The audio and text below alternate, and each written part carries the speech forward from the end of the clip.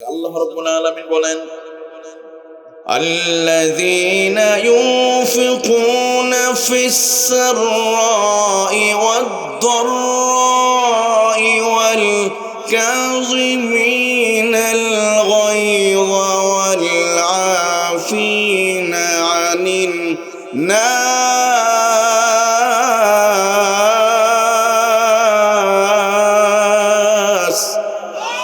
ওয়াল্লাহু ইউহিব্বুল মুহসিনিন।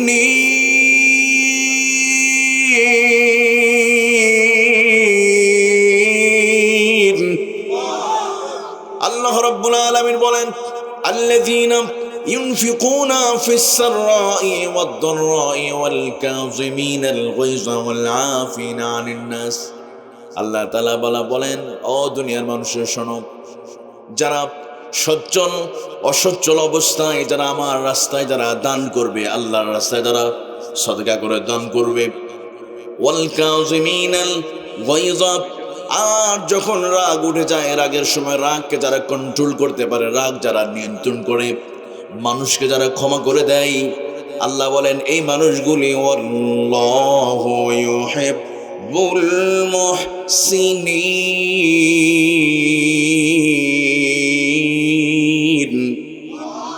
আল্লাহ বলেন এই মানুষগুলো আমার প্রিয়। সুবহানাল্লাহ। তাহলে এক নম্বর হলো আল্লাযীনা ইউনফিকুনা ফিস সাররাই ওয়াদ-দাররা, যারা সচ্ছল অসচ্ছল অবস্থা আল্লাহর জন্য যারা দান করে, আল্লাহর পথে যারা ব্যয় করে। সুবহানাল্লাহ বলেন না। এই যে আপনারা মাহফিল করছেন, এটা কার জন্য ব্যয় করেছেন? আল্লাহর জন্য, ইসলামের জন্য, কোরআনের জন্য ব্যয় করা এটা খুবই কঠিন। দেখেন বর্তমান সময় মানুষ বিভিন্ন কাজে ব্যয় করতে পারে, কিন্তু মাহফিলের জন্য, ইসলামের জন্য ব্যয় করাটা খুবই কঠিন কাজ। এটা অনেক কলিজা লাগে। মসজিদের জন্য, মাদ্রাসা নির্মাণের জন্য ব্যয় করা এটা খুবই কঠিন। তবে এটাও মনে রাখতে হবে, দান করা মানেই মসজিদ মাদ্রাসা করতে হবে এটা কিন্তু না। দান করা মানে কি রমজানে যাকাত আসবে, গরিবদের কাছে দায়িত্ব পৌঁছে দেওয়া, অসহায়দের কাছে দান করা। আপনার ওসামা বিন লাদেনের নাম শুনেছেন। পৃথিবীর ভিতরে অন্যতম একজন ধনী ছিলেন, আরবের ভিতরে অন্যতম। লাদেন গ্রুপ অফ ইন্ডাস্ট্রি আজও আছে। তার কোটি কোটি টাকা সম্পদ, উনি কিন্তু জীবনে একটা মসজিদ বানায় নাই, একটা মাদ্রাসাও বানায় নাই। ও বাক একটা তথ্য দিয়ে যা আপনাদেরকে, সমস্ত টাকা ইসলামকে ইস্টাবলিশ করার জন্য আফগানিস্তানে সেই আমেরিকাদের বিরুদ্ধে যুদ্ধে লড়াই করবার জন্য তিনি কি করেছেন? অস্ত্র কিনে তিনি যুদ্ধের প্রস্তুতি নিয়েছে। কারণ তিনি জানেন ইসলাম যদি প্রতিষ্ঠা হয়ে যায় তখন হাজার মসজিদ বানানো যাবে, হাজার মাদ্রাসা বানানো যাবে, তাই না? ঠিক এখন তালেবান ক্ষমতায় আসছে, এখন মসজিদ নির্মাণ হচ্ছে না, হচ্ছে। এই জন্য দান করা মানেই মসজিদ মাদ্রাসা তা নয়। মাঝে মাঝে ইসলামী আন্দোলনে একজন ভাই রাস্তায় চলতে পারছে না, তার জেলখানা চলে গেছে, তার পুরো পরিবারের দায়িত্ব গ্রহণ করে তার ফ্যামিলির জন্য একটু দান করা, ওটাও আল্লাহর পথে ব্যয় করে সমান। মাঝে মাঝে ইয়ানত দেয়, খোঁজ খবর নেয়, কোন ভাইটা ছাত্র পড়াশোনা করতে পারছে না, জান না একটু হেল্প করেন। অসহায় মানুষ এটা বলেন না। এভাবে যদি সমাজ যদি পরিবর্তন হয়ে যায়, তাহলে ওই জায়গাগুলোতে ভালো ভালো মানুষগুলো যদি পাঠাতে পারি, ইসলাম যদি প্রতিষ্ঠিত হয়ে যায়, তো এমনিতেই তখন ভালো ভালো মসজিদ মাদ্রাসা বানানো যাবে। কথা বলেন ঠিক কিনা? তো আল্লাহ তাআলা এখানে বলছেন আল্লাহর প্রিয় বান্দাদের একটা বৈশিষ্ট্য, তারা সচ্ছল অসচ্ছল অবস্থায় অভাবের সময় দান করে, যখন সম্পদ থাকে তখনও দান করে। এটা একটা আল্লাহর স্পেশাল বান্দাদের একটা পরিচয়। সুবহান। এরপরে আসেন আল্লাহ তাআলা দ্বিতীয় নাম্বার বৈশিষ্ট্য বর্ণনা করেছে, ওয়াল কাযিমিনাল গায়যা ওয়াল আফিনা আনিন নাস।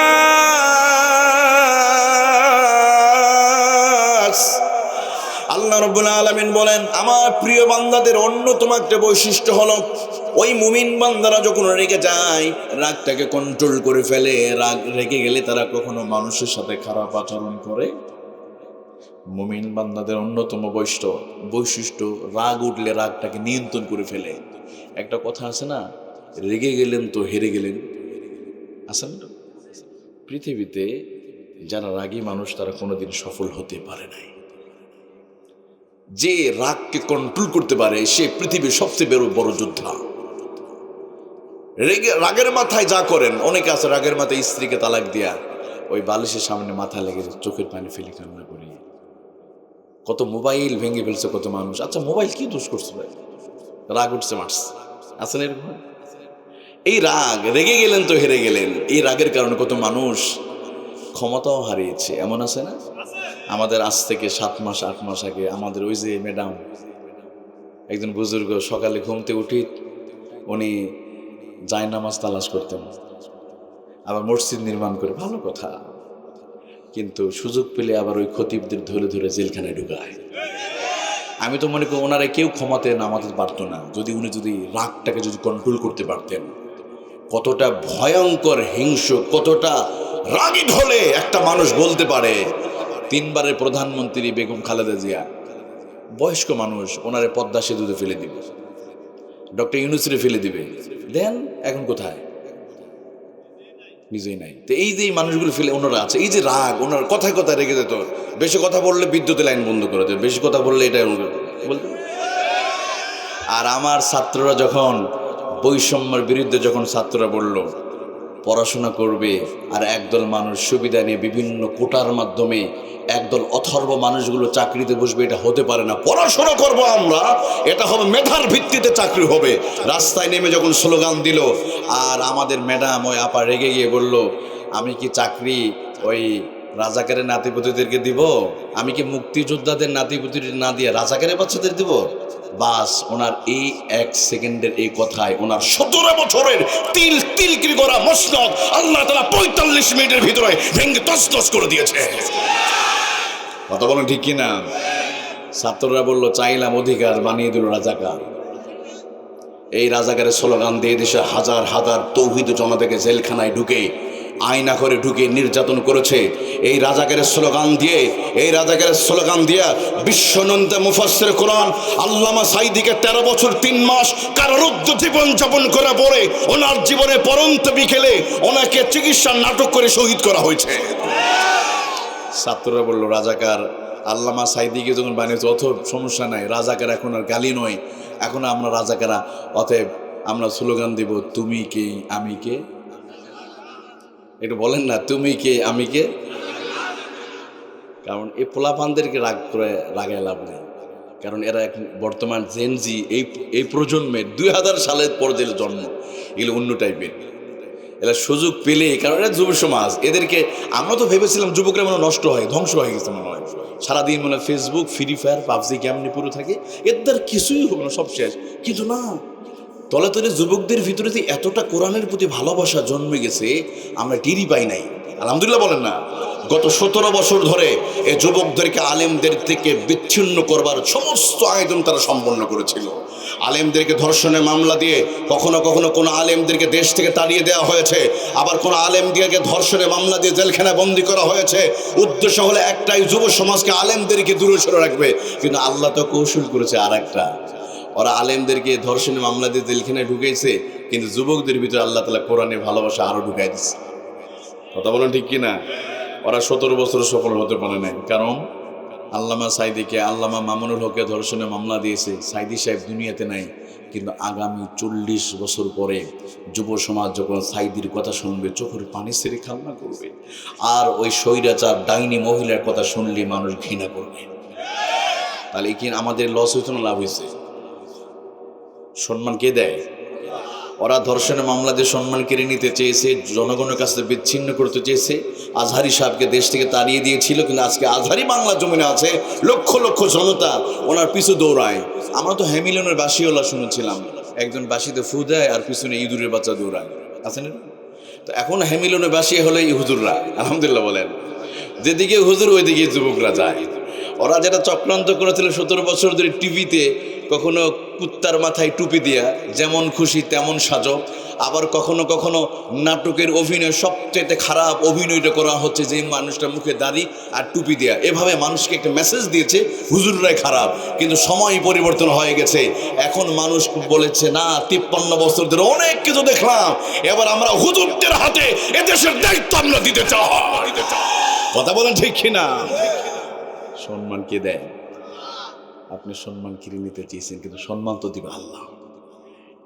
কারণ আল্লাহ রাব্বুল আলামিন বলেন, আমি কাউকে ক্ষমতা দিয়া, আমি রব্বুল আলামিন কাউকে চরমভাবে অপমান করেছি, আবার কাউকে ক্ষমতা না দিয়ে আমি আল্লাহ তাআলা সম্মানিত করেছি।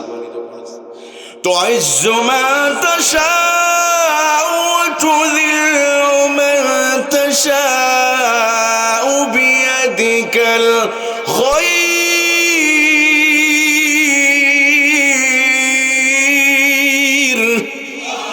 আল্লাহ রাব্বুল আলামিন বলেন আমি আল্লাহ যাকে ইচ্ছা করি সম্মানিত করি আবার যাকে ইচ্ছা করি বেইজ্জতি করি আলেমদেরকে হয়তো আলেমরা এদেশের রাষ্ট্রপতি হতে পারে নাই, সাইদি এদেশের রাষ্ট্রপতি হতে পারেন, প্রধানমন্ত্রী হতে পারে নাই, কিন্তু আগামী 40 বছর পরে যেদিন তিনি দুনিয়াতে চলে গিয়েছে ওই দিন ইতিহাস লেখা হয়ে গেছে। সাইদি দুনিয়াতে নাই, কিন্তু ওনার কথা শুনলে আগামী 100 বছর পরও সাইদির জন্য এই মাহফিলে প্যান্ডেলে দেওয়া হবে। কথা বলো ঠিক কিনা? এই জন্য আমি বলেছিলাম আমার প্রিয় ভাইয়ারা, রেগে গেলেন তো হেরে গেলেন। ওনার পতন হয়তো সামান্য এই অহংকারের জন্য আর এই রাগের জন্য। এই রাগটাকে যদি কন্ট্রোল করতে পারতো আমি মনে করতাম ওনার কিছুই হতো না। কারণ যুগে যুগে যাদের পতন হয়েছে সামান্য পোষা শামুকে পা কেটে গেছে, ছোট ছোট বিষয় যাদের পতন হয়েছে। আবু জেহেলের পতন হয়েছিল ছোট বালককে দিয়া, মানে যে যত বড় জালেম তার তত ছোট ছোট আযাব দিয়ে আল্লাহ দুনিয়াতে বিদায় করছে, বেশি বড় কিছু লাগে নাই। আচ্ছা ফেরাউন ডুবছে, আচ্ছা পানিতে, বলেন তো পানিতে ডুবে কারা, ছোটরা না বড়রা?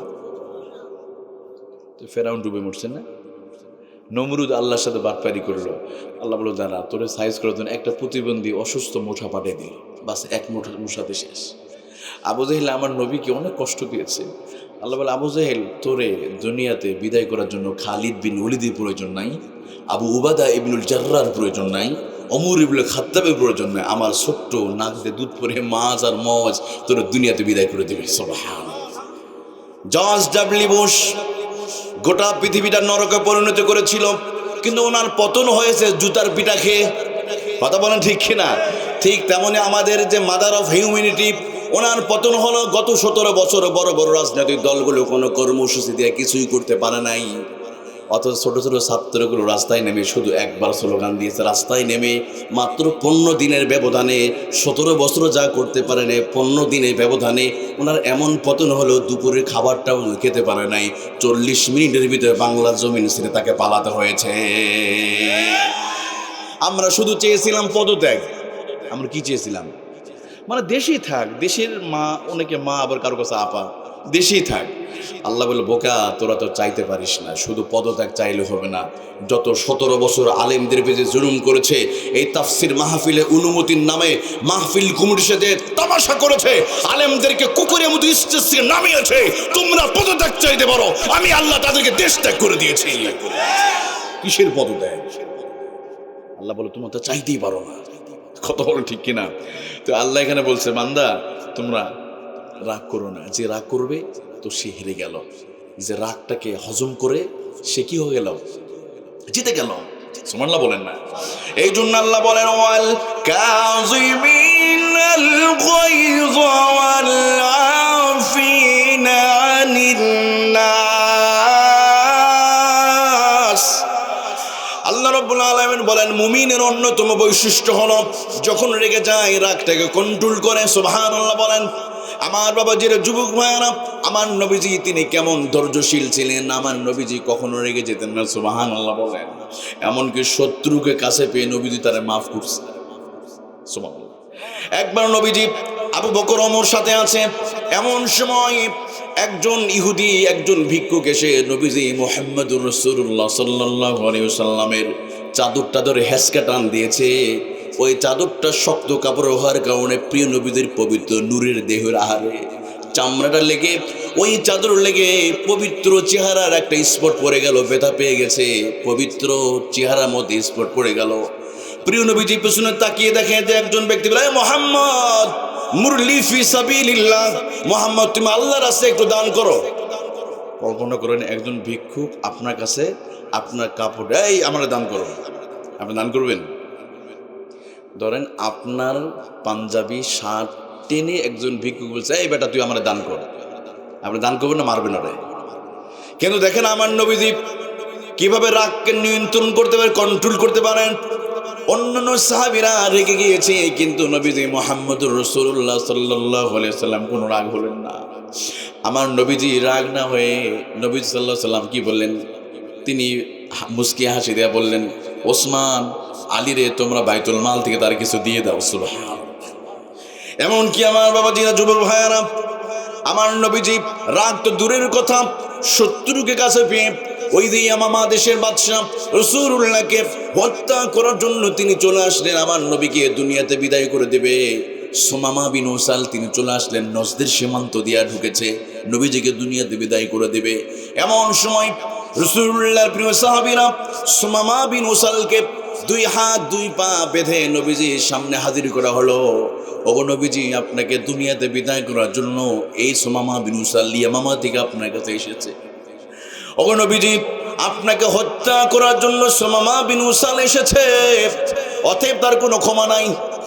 নবীজি বললেন, ও আমার সাহাবীরা, সুমামা বিন উসালকে মসজিদ নববীর খুঁটির সাথে দুই হাত দুই পা বেঁধে বেঁধে রাখা হোক। মসজিদে নববীর সামনে বেঁধে রাখা হয়েছে। কল্পনা করেন, যে রসুলকে জবাই করতে আসছে। নবীজি বললেন, ও আমার সাহাবীরা, খবরদার সুমামা বিন উসালের সাথে তোমরা খারাপ আচরণ করবে না, তোমরা তার সাথে ভালো ব্যবহার করবে। সাহাবীরা রেগে গেছে, কি বলেন ইয়া রাসূলুল্লাহ, ইয়া হাবিবাল্লাহ, আপনাকে হত্যা করার জন্য এসেছে আর আমরা তার সাথে ভালো ব্যবহার করব? আমরা কি করতাম ভাই? আমার সাধারণ একটি বিষয়, কেউ যদি বলে একটু কথায় রেগে যায়, মা বাবা তুললে বকলে আমরা রেগে যাই। আর নবীজিকে জবাই করতে আসছে, ওনার রাগটা কিভাবে কন্ট্রোল করছে। সুবহানাল্লাহ। আমার নবীজি বললেন, আমার সাহাবীরা কিছুই বলবেন না। একদিন চলে গেল, দ্বিতীয় দিন প্রিয় নবীজি সুমামা বিন উসালের কাছে গিয়ে দিনের কথা তিনি বোঝালেন। বললেন, সুমামা, তুমি কেমন ফিল করছো, তুমি কি অবস্থা আছো? নবীজি তার ভালো মন্দ জিজ্ঞেস করলেন।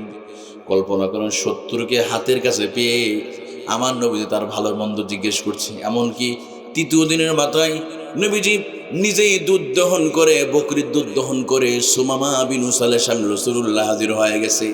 নিজের দুধ সুমামা বিন উসালের দিয়ে দিলেন। সুবহানাল্লাহ। সাহাবীরা এই দৃশ্য দেখে রেগে গেল। তখন নবীজি, আপনি কার খেদমত করছেন? যে সুমামা বিন উসাল আপনাকে জবাই করতে এসেছে, আপনাকে হত্যা করার জন্য এসেছিল, আর আপনি তাকে এভাবে কিছু বলছেন না। ওগো নবীজি, আমাদের তো প্রচন্ড রাগ হয়, আপনি একটা বারের জন্য ছেড়ে দেন, সুমামা বিন উসালকে দুনিয়াতে জন্মের মতো আমার শিক্ষা দিব। বিশ্বনবী বললেন, না না না, খবরদার, তোমার সুমামা বিন উসালের উপর আক্রমণ করবে না, কারণ আমি তো জানি তোমরা তা জানো না। এভাবে 3 দিনের মাথায় নবীজি মুহাম্মদুর রাসূলুল্লাহ সাল্লাল্লাহু আলাইহি ওয়াসাল্লাম বলল, আমার সাহাবীরা, সুমামা বিন উসালের 2 হাত 2 পায়ের রশিটা তোমরা আজকে খুলে দাও। সুবহানাল্লাহ। সাহাবীরা অবাক, কিং কর্তব্য বিমূঢ়, এ কোন কথা বলে? আপনাকে জবাই করতে এসেছে আর আপনি তার হাত পা রশি খুলে দিতে বলছেন? ও নবীজি, আপনাকে তো আবারও সুযোগ পেলে মেরে ফেলবে আপনাকে, না আমরা এটা মারতে পারি না। দেখেন আমার নবীজি কেমন ছিলেন। এবার নবীজি বললেন, সুমামা, ও আমার সাহাবীরা, তোমরা এই মুহূর্তে সুমামা বিন উসালের রশিগুলো খুলে দাও। সাহাবীরা বিশ্বনবী জনাবে মুহাম্মদুর রাসূলুল্লাহ সাল্লাল্লাহু আলাইহি ওয়াসাল্লাম আদেশ অমান্য করতে পারলেন না, সঙ্গে সঙ্গে তার রশিটা খুলে দিল। এবার সুমামা বিন উসাল ইয়ামামার দিকে না গিয়া তিনি পিছনের দিকে চলে গেলেন একটা খেজুর বাগানের পাশে, একটু পানি ছিল ডোবা। ওই পানিতে গোসল করে এসে নবীজির সামনে হাজির হয়ে বলেন, ওগো নবীজি, আমি বুঝতে পারি নাই আপনাকে আমি জবাই করতে এসেছিলাম। আমার প্রচন্ড রাগে আপনার সম্পর্কে খারাপ ধারণা আমাকে শোনানো হয়েছে। ওগো নবীজি, ওই রাগের মাথায় আপনাকে আমি জবাই করতে এসেছিলাম। নবীজি, আমি ভুল করেছি, আমি বুঝতে পারি নাই। নবীজি, এই মুহূর্তে আপনি আমাকে অ্যারেস্ট করার পরে, হাতে আসার পরে আপনি আমার কিছুই বললেন না, তার মানে বোঝা গেল আকাশের নিচে জমিনের উপর আপনার মতো ভালো মানুষ পৃথিবীতে একটুও নাই। ও নবীজি, এই মুহূর্তে আপনার পবিত্র নূরের হাতে হাত রেখে আমি কালিমা পড়ে জন্মের মতো মুসলমান হতে চাই। সুবহানাল্লাহ। দেখেন আমার প্রিয় ভাইয়েরা, এখানে রাগটা কন্ট্রোল করার কারণে একটা মানুষ মুসলমান হয়ে গেল। আমার নবী যদি রেগে যেতেন তাহলে কি সে মুসলমান হতো? হতো না। ঠিক একইভাবে একদিন নবীজি মসজিদের সামনে বসে, মসজিদে নববীর সামনে আবু বকর ওমর আছে, একজন বেদুইন এসে দাঁড়িয়ে কুত্তার মতো প্রসাব করা শুরু করছে। মসজিদে দাঁড়িয়ে প্রসাব করতেছে। আচ্ছা, কি হবে আপনাদের মহল্লা মসজিদে কোনো হিন্দু প্রসাব করলে আপনি কিছু ছেড়ে দিবে নাকি? আমার তো মনে হয় যা ইচ্ছে তাই করে, তাই না? এলাকায় গুজব ছড়াই দিয়ে বাস মেরে দাও, না, এটা ইসলাম শিখায় না। নবীজি সাল্লাল্লাহু আলাইহি ওয়াসাল্লামের সামনে দাঁড়িয়ে প্রসাব করতেছে। আবু ওমর প্রচন্ড রেগেছে, রাসূলুল্লাহর সামনে এভাবে কে প্রস্রাব করে? নবী বললেন, ওমর একটু কুল হও, একটু ঠান্ডা হও, প্রস্রাব করতে দাও। কারণ নামাজের সময় প্রস্রাব আসলেও নামাজ আগে না আগে প্রস্রাব করে আসো, কারণ প্রস্রাব আটকে রাখলে কিডনি নষ্ট হয়ে যাবে। সুবহানাল্লাহ। আমাদের নবী তো শুধু নবী ছিলেন না, তিনি আবার বিজ্ঞানীও ছিলেন, তাই না? আমরা এখন জানছি প্রস্রাব পায়খানা আটকিয়ে রাখলে কিডনি নষ্ট হয়। দেখেন ইসলাম কতটা মানে চমৎকার একটি ধর্ম। আপনি নামাজে দাঁড়িয়ে গেছেন কিন্তু প্রস্রাবে চাপ দিচ্ছে, আল্লাহ বলে এই বান্দা যা আগে টয়লেট করে আয়, তারপর নামাজ। এখন দরকার নাই, নামাজ পড়ে হবে, আগে তুমি নিজের দেহটাকে কি করো, ঠিক করে আসো। এবং ক্ষুধা লাগছে পেটে, আল্লাহ তুমি পেট ঠান্ডা করো, তারপর নামাজ পড়ো। নবী সাল্লাল্লাহু আলাইহি ওয়াসাল্লাম বললেন কিছু বলো না। এবার প্রস্তাব শেষ হয়ে গেছে, দয়ান নবীজি ওই বেদুইন ইহুদির কাছে কানে কানে গিয়ে বলে, তুমি জানো তুমি যেখানে প্রস্রাব করেছো আমরা সেখানে আমাদের রবকে পাওয়ার জন্য আমরা এখানে সেজদা দেই। তুমি এখানে অপবিত্র করেছো, আমরা আমাদের রবকে পাওয়ার জন্য আমরা এখানে সেজদা দিই। কতটা রাগ মানুষ কন্ট্রোল করতে পারে, আমরা তো রায়ের বাধায় দিতাম, মারামারি শুরু হয়ে যেত। কিন্তু নবীজি কিছুই বললেন। এবার বেদুইন বললে, কি বলেন, এখানে ইবাদত করেন আপনারা, তো আপনারা বাধা দিলেন না কেন? আর আমাদের গির্জায় যদি কেউ প্রস্রাব করতো তো আমি তাকে আস্ত পৃথিবীতে রাখতাম না।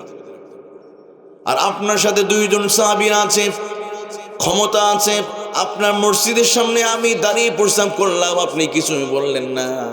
তার মানে হলো আমার বুঝতে আর বাকি নেই, আকাশের নিচে জমিনের উপরে আপনার মতো ভালো মানুষ পৃথিবীতে একটাও নাই।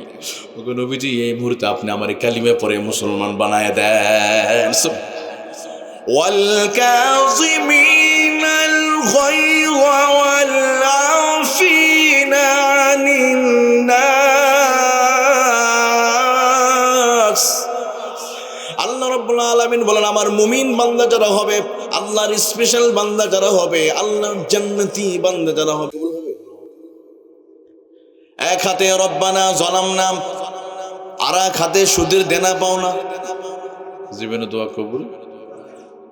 এক হাতে রব্বানা যালামনা আনফুসানা ওয়া ইল্লাম তাগফির লানা, আর এক হাতে যৌতুকের মোটরসাইকেল, দোয়া কবুল। এবার দোয়া কবুল না হলে হুজুরের দোষ, হুজুর দোয়া করলাম, মিলাদ হাদিয়া দিলাম, দোয়া কবুল হয় না কেন? মানে সব হুজুর দোষ, হুজুরদের কথা বলে ঠিক না। হুজুর আসতে গেলেও দোষ, হুজুর দূরে গেলেও দোষ।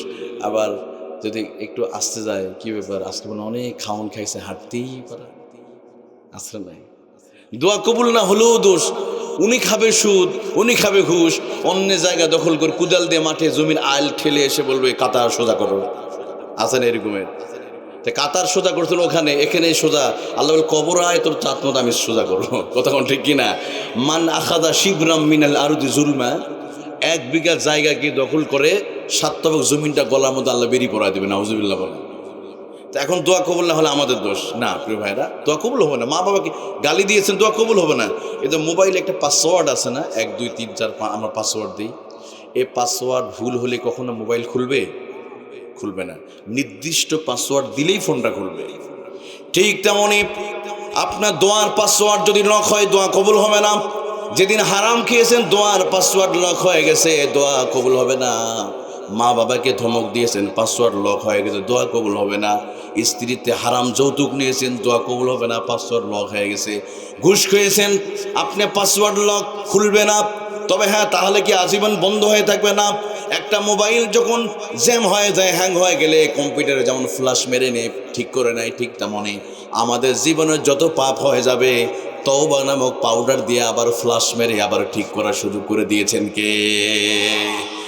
ওয়ায়ুবাদদিলুল্লাহু সাইয়্যাতিহিম হাসানাতিন ওয়া কানাল্লাহু গফুরুর রহিমা। আল্লাহ রাব্বুল আলামিন বলে, বান্দারে যত গুনাহ হোক না কেন, তুমি যদি একবার যদি বলতে পারো, আল্লাহ আমি জীবনে অনেক পাপ করেছি, ওজনে কম বেশি করেছি, হারাম খেয়েছি, আল্লাহ আমি আর খাবো না, আমি একসময় ইয়াবা, ফেন্সিডিল, মদ, জুয়া, ঘুষ সব খেয়েছি, এখন আর খাবো না। আল্লাহ বলে, বান্দা তোর পূর্বের যত গুনাহ আছে সব গুনাহগুলো আমি আল্লাহ মাফ করে দিব। সুবহানাল্লাহ। তাহলে আমার প্রিয় ভাইরা, আল্লাহর প্রিয় হতে গেলে রাগটাকে কন্ট্রোল করতে হবে, কথা বলেন ঠিক কিনা? রাগ উঠলে অনেকে রাগের মাথায় গালি দেয়, হনুমান কুত্তার বাচ্চা হারামজাদা বলে না, এগুলো বলবেন না ভাই।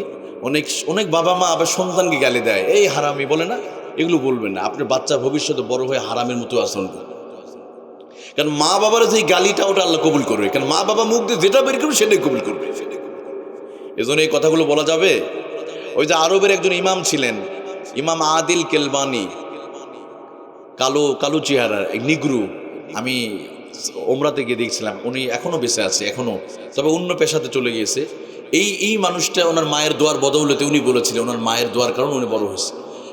ওনার মা কথায় কথায় খেলে দোয়া করতো, আল্লাহ তোরে কাবার ইমাম বানায় দেখ, সুবহানাল্লাহ, এর দুষ্টামি করলেও কাবার ইমাম বানায় দেখ, ভালো কিছু করলেও কাবার ইমাম, মানে তার মা রেগে গেলেই বলতো আল্লাহ তোরে কাবার ইমাম বানায় দেখ। ওনার যে ইন্টারভিউটা ছিল ঠিক এরকম, যে তিনি একদিন দুষ্টামি স্কুলে না গিয়ে ফাঁকি দিয়ে ঘরে বসে আছে, তো মা বলছে তুমি স্কুলে যাওনি কেন? প্রচণ্ড রেগে তাকে মারতেছে, বলছে আল্লাহ তোর কাবার ইমাম বানায় দেয়। উনি কি কাবার ইমাম হয়েছিলেন? এই জন্য মা বাবার মুখ দিয়ে যেই গালিটা বের হবে ওটাও কিন্তু আল্লাহ কবুল করবে। এই জন্য বাচ্চাকে রেগে গিয়া কখনো খারাপ কথা বলা যাবে? আবার এই বাচ্চা আরেকদিন আপনাকে ফিরিয়ে দিবে। আপনি আজকে খারাপ ভাষায় গালি দিবেন, এই বাচ্চা ভবিষ্যৎ গালি। এই জন্য মা বোনদেরকে বলি, বিশেষ করে যাদের সন্তান আছে, কখনো বাচ্চাকে গালি দিবেন না, কারণ আপনি হলেন সন্তানের মা। আপনার মুখটা হলো ডায়মন্ড, যা বলবেন আল্লাহ সেটাই কবুল করবে সন্তানের জন্য। বাবা যেটা বলে সেটাই কবুল হয়েছে, এই জন্য গালি দেওয়া যাবে। 3 নম্বর, আল্লাহ রাব্বুল আলামিন প্রিয় নবীজি মুহাম্মদুর রাসূলুল্লাহ সাল্লাল্লাহু আলাইহি ওয়াসাল্লামকে আল্লাহ তাআলা জানিয়ে দিচ্ছেন, নবীজি আপনি জানিয়ে দেন ওই মানুষগুলো ওই বৈশিষ্ট্য অর্জন করতে পারে যে গুণটা আল্লাহর ভিতরে আছে, ওই গুণ অর্জন করতে পারলে তারা জান্নাতি জান্নাতি, সুবহানাল্লাহ বলেন। সেটা হলো ওয়াল আফিনা আনিন নাস, মানুষদেরকে যারা ক্ষমা করে দেয়, সুবহানাল্লাহ। ক্ষমা করে দেওয়ার গুণ, এই বৈশিষ্ট্য স্বয়ং আল্লাহর, সুবহানাল্লাহ বলেন না। দেখেন আমার প্রিয় ভাইয়ারা, আমার আল্লাহ কত বড় ক্ষমাশীল, কত বড় দয়ালু, কত বড় মেহেরবান। আমি আজকে যদি আমরা এখানে যারা আছি, আমরা কেউ কেউ আছে কার জীবনে গুনাহ নাই? একজন কি বলতে পারবে হুজুর আমার কোনো গুনাহ নাই? আছে কেউ জায়গায়? বরং দেখেন আল্লাহ কত বড় রহমান। আমাদের গুনাহগুলো আমাদের কপালে যদি কোনো ডিসপ্লে যদি দেখানো হতো, তাহলে আমি আপনাদের সামনে ওয়াজ করতে পারতাম না, পারতাম? আপনারা যদি আমার জীবনের কুকুরটিগুলো যদি ভিডিও আকারে আপনাদেরকে দেখানো হতো একটা ডিসপ্লে, এলাকার মানুষ তো ওয়াজ দূরের কথা, এই লোকের ওয়াজ করুন, উনি তো নিজেই অকাম কম করছে বলবে না? সবার আল্লাহ কত বড় রহমান, তিনি কত বড় ক্ষমাশীল, কিভাবে মানুষকে মাফ করে। সন্তান বাবার কাছে চলে যেত, সন্তান আর বাবার মাঝে কোনো সম্পর্ক থাকতো না। সন্তান যদি তার জানতে পারে তার বাবা এরকম, তার বাবা বিভিন্ন পতিতালয়ে যায়, বিভিন্ন জায়গায় যায়, এই দৃশ্য তার বাবার কপালে যদি ভিডিও আকারে যদি প্রকাশ পেত, তার স্ত্রী তার কাছেও থাকতো না, সন্তানও তার কাছে চলে যেত। কিন্তু আল্লাহ তো রহমানুর রহিম, আমাদের সমস্ত পাপগুলোকে আল্লাহ তাআলা হাইড করে দিয়া আমার আল্লাহ আমাদের উপর রহমান করেছে, সুবহানাল্লাহ। এমনকি স্ত্রী স্বামীর কাছে পালিয়ে যেত, সন্তান যদি তার ছেলের ওই কপালের দিকে তাকিয়ে দেখতো, আহারে আমার ছেলেকে আমি পাঠাই ভিক্টোরিয়া কলেজে, আর সে পার্কে বান্ধবীকে নিয়ে জিয়ারত করতে যায়। আসলে 14 ফেব্রুয়ারি অনেক যুবক আছে দেখেন বান্ধবীদের কিনে পার্কে জিয়ারত করতে যায়, মসজিদে যায় না, মায়ের কবর জিয়ারত করে গেছে কোথায়? পার্কে, বিভিন্ন পার্কে। তো এই কুমিল্লা তো নাই, তো এগুলো রিসোর্ট নাই, এগুলো একসময় শুধু ঢাকাতে। আমি ভাবতাম ঢাকাতে আছে, কিন্তু কুমিল্লা নোয়াখালীতে এটা একটু বেশি আছে।